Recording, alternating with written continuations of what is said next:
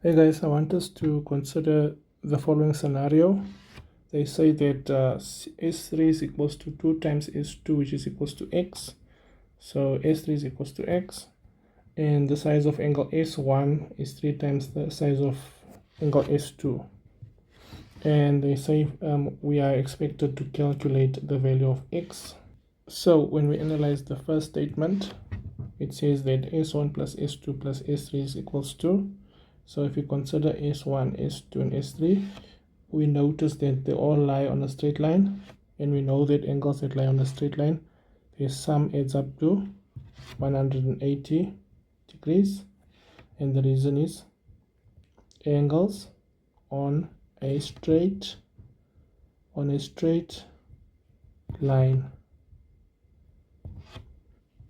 So the next statement says that S3 is equals to X, then S2 should be equals to X, something X, and S1 is equals to something X.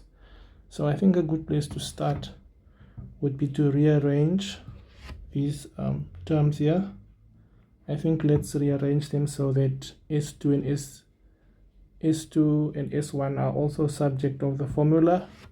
So we can start with S2 rearranged should be equals to half of S3, and we can also say that it's half of X because S3 and X are the same. So already we have S2 to be half of X, given that angle S2 is equals to half of S3, and we rearrange it because we know that S3 is equals to 2 of S2. And now because we have S2, we can write S1 in terms of S2. So now we can say that S1 is equals to 3 of S2, and we know that S2 is half of S3,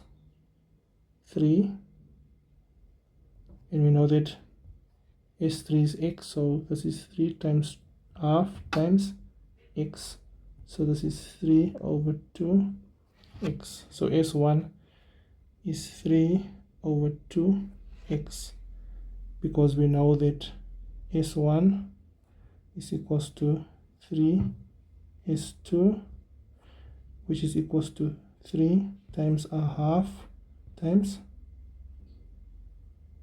S3, which is 3 over 2 S3. So the last statement wants us simply to write S1, S2, and S3 in terms of X. So S1 is X, S2 is half of X, and S3 is 3 over 2 X is equals to 180, so we need to find X. So I'm going to write the coefficient of X as 2 over 2, because 2 over 2 is 1. So this is 2, 2, 3, 6. So 6 over 2x is equals to 180 degrees. Therefore, 3x is equals to 180 degrees. So this implies that x should be equals to 60 degrees. Thanks for watching. See you in the next one.